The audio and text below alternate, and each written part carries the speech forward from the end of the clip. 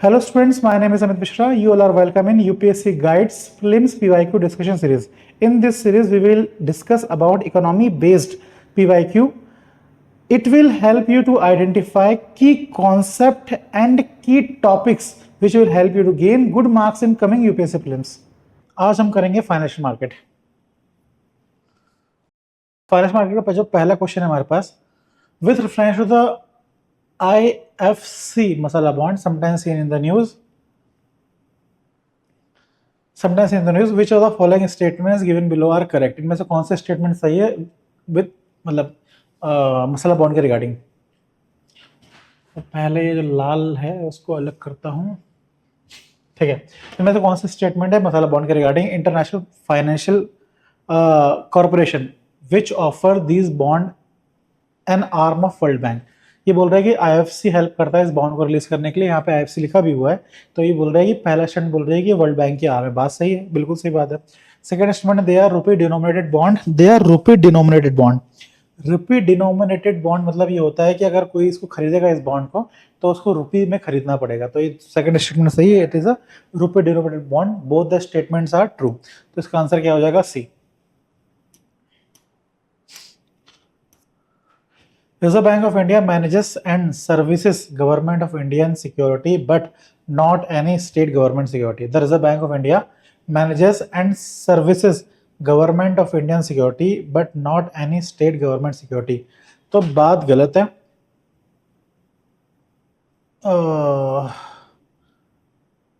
Not any बात गलत है, ठीक है। तो रिजर्व बैंक ऑफ इंडिया 2018 का सवाल है ये। Reserve bank of India manages government security but not state government security, तो बात गलत है। ट्रेजरी बिल आर इशूड, एक वेज एंड मींस एडवांस करके सिक्योरिटी गवर्नमेंट बॉन्ड होते हैं, तो उस गवर्नमेंट सिक्योरिटीज होती है जिसको RBI कंसिडर करता है, जो स्टेट गवर्नमेंट इश्यूज कर सकता है। तो फर्स्ट स्टेटमेंट गलत है। Treasury bill are issued by government of India and these are not treasury bills issued by the state government. Treasury bill government of India state government नहीं issue कर सकता है, सिर्फ सेंट्रल गवर्नमेंट इशू कर सकता है। Treasury bill are issued at discount from the par value. Discount माने ये होता है कि अगर 100 रुपए का ट्रेजरी बिल है, बॉन्ड है, 100 रुपए का ट्रेजरी बॉन्ड, 100 रुपए का अगर बॉन्ड है तो वो 90 रुपए में सेल हो जाएगा। 90 रुपए में सेल हो जाएगा तो जब उसका डेट ऑफ मैच्योरिटी आएगी तब गवर्नमेंट को, जनता को, जिसने भी वो बॉन्ड खरीदा है उससे उसको 10 रुपए देने पड़ेंगे। तो ये है ट्रेजरी, ये है डिस्काउंट में सेल होने वाली बात। इसके ऊपर एक फोटो भी है शायद, ये है। शॉर्ट टर्म बॉन्ड्स सब मनी मार्केट के अंदर आते हैं। तो short term union government can release treasury bond, treasury bill, cash management bill and ways means advance, और central government only can release ways and means advance, ठीक है। Third, अगला क्वेश्चन। हाँ, यूपीएससी के जो क्वेश्चंस होते हैं और जो स्टेट पीएससी के जो क्वेश्चंस होते हैं, इनमें सिर्फ एक ही चीज का अंतर है। दोनों का सिलेबस सेम होता है, बस क्वेश्चंस में अंतर होते हैं, क्वालिटी के क्वेश्चंस में अंतर होते हैं।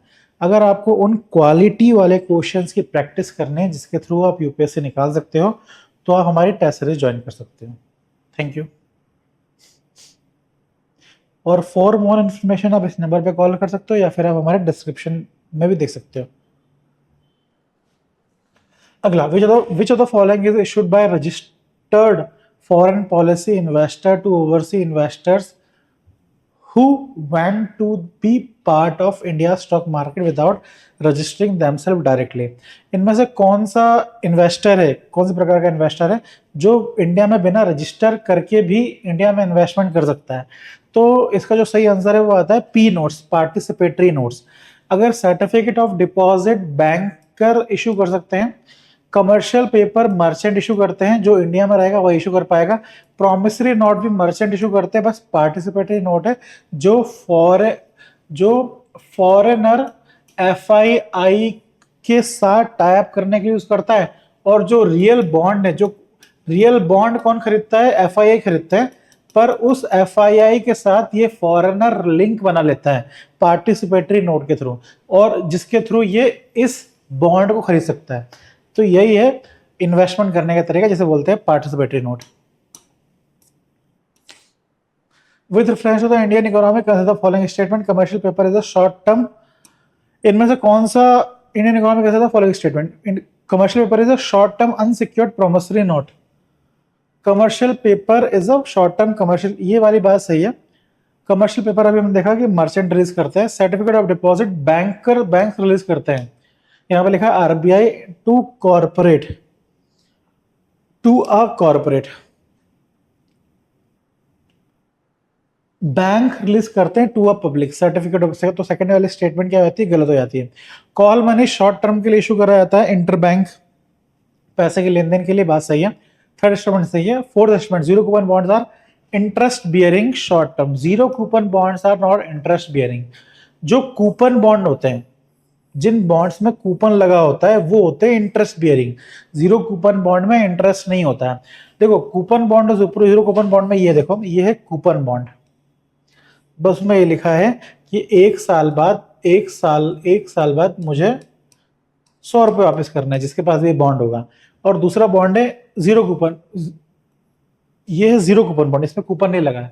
एक होता है कूपन बॉन्ड, जिसमें क्या लगा होता है, कूपन, मतलब वो जो आपने देखा होगा ना कि हल्की हल्की सी चिट लगी होती है जो निकल जाती है खींचने में, तो वो कूपन लगे होते हैं। तो इस कूपन बॉन्ड में क्या होता है, जब आप ये कूपन फाड़ के इसको दोगे, जिससे भी आपने बॉन्ड खरीदा है उसको आप जब ये कूपन दोगे तो उसके बदले वो आपको इंटरेस्ट देगा। तो ये कौन सा बॉन्ड हो गया, ये इसमें इंटरेस्ट मिलता है। इसमें इसमें कूपन नहीं लगा तो कोई इंटरेस्ट नहीं मिलेगा। इसमें पैसा मिलेगा मैच्योरिटी के बाद, जब बॉन्ड मैच्योर हो जाएगा तब पैसा मिलेगा इसमें।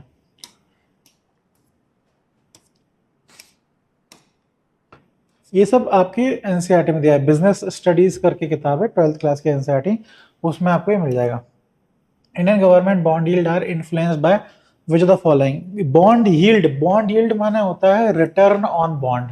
अगर आपने बॉन्ड में 100 रुपए का इन्वेस्टमेंट करा है और आपको आपको रिटर्न मिला है 200 रुपए का, तो आपकी बॉन्ड यील्ड कितनी हो गई, 100 रुपए की बॉन्ड यील्ड हो गई। अब जब ये बॉन्ड यील्ड डिपेंड, अब हम ग्लोबल वर्ल्ड में रहते हैं, तो बॉन्ड यील्ड किस पर डिपेंड करती है, बॉन्ड की डिमांड एंड सप्लाई पे भी डिपेंड करती है। तो बॉन्ड की डिमांड एंड सप्लाई अलग अलग चीजों से बदल सकती है। अगर यूएस का मार्केट अच्छा रहा तो हमारा भी अच्छा रहेगा, अगर यूएस का मार्केट बेकार रहा तो बॉन्ड यील्ड भी फ्लक्चुएट कर सकती है। तो जो पहली स्टेटमेंट है वो सही है। Action of reserve bank of India obviously. Third है inflation and short term interest rate, inflation and short term interest rate से भी अफेक्ट हो सकता है। तो तीनों स्टेटमेंट क्या है, सही है। ठीक है,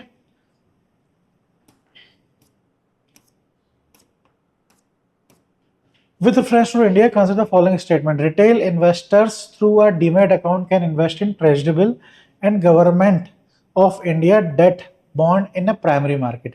रिटेल इन्वेस्टर इन्वेस्ट कर सकते हैं ट्रेजरी बिल में, बिल्कुल इन्वेस्ट कर सकते हैं through a demat account, demat account के थ्रू इन्वेस्टमेंट कर सकते हैं, सही बात है। अच्छा, थर्ड पॉइंट देख लेते हैं फिर उसका, central deposit receipt, central depository, CDSL बोलते हैं sir, central depository service limited is a joint promoting. CDSL क्या होता है कि पहले हम शेयर्स पेपर फॉर्म में अपने पास रखते थे, पर अब शेयर पेपर फॉर्म में अपने पास नहीं रखते, पेपर फॉर्म में हम एनएसडीएल और सीडीएसएल में रखते हैं। अभी जो शेयर्स हम रखते हैं वो डिजिटल फॉर्मेट में अपने पास रखते हैं। तो सीडीएसएल क्या करता है, पेपर फॉर्म में अपने पास शेयर रखता है, और ये बनाया है promoted by reserve bank of India and Bombay stock exchange. तो it is promoted by, not promoted by reserve bank of India, it is promoted by Bombay stock exchange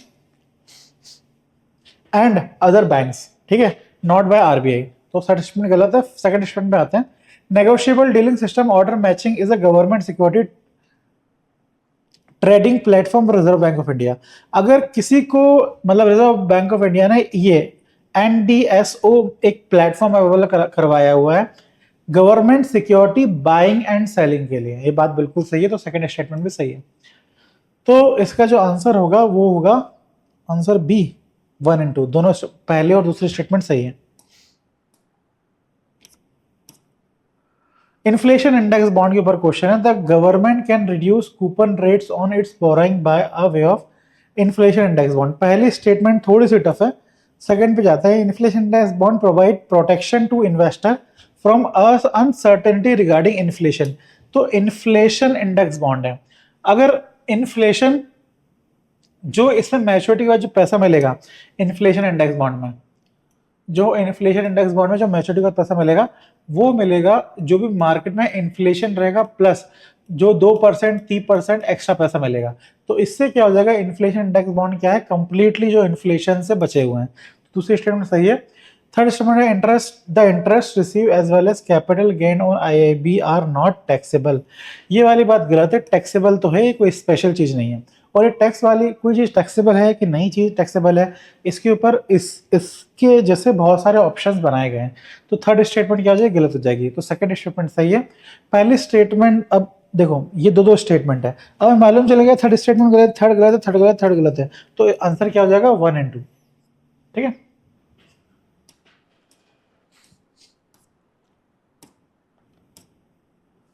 Consider the following statement in India credit rating agencies are regulated by Reserve Bank of India। गलत, से भी regulate करती है। The rating agency popularly known as ICRA is public limited company। Public limited company होगी, public limited company होगी ICRA, fact है ये।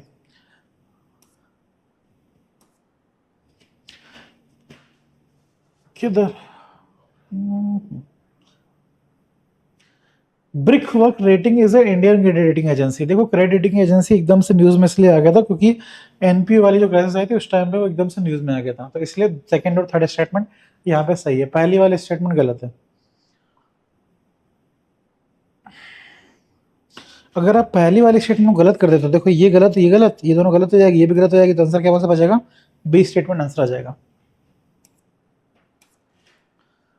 Convertible bonds consider following statement as there are options to exchange. Convertible bond का जो खेल होता है ना, जब कन्वर्टेबल बॉन्ड माने ये होता है कि जो बॉन्ड है वो शेयर्स में कन्वर्ट हो सकते हैं, और ये खेल तब खेला जाता है तब खेला जाता है जब बॉन्ड क्या होते हैं, रिस्की होते हैं, मतलब जब उधारी लेना रिस्की होता है ना, तब ये वाला खेल खेला जाता है।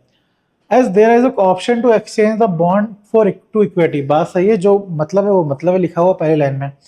ठीक है, दूसरा लिखा था option is convert to equity affords the bond holder degree of indexation to raising consumer price. The option to convert to equity affords the bond holder a degree of indexation to raising consumer price. तो second वाला जो statement वो भी सही है, affordability बढ़ जाती है a bond holder a degree of indexation to raising consumer price. ठीक है, इससे क्या होता है, जो कन्वर्टेबल बॉन्ड हल्के से महंगे हो जाते हैं।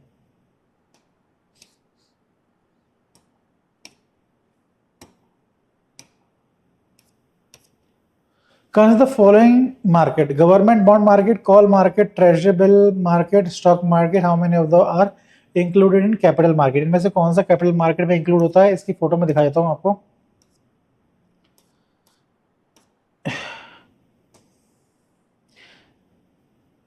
इस फोटो को समझ में नहीं आने वाला।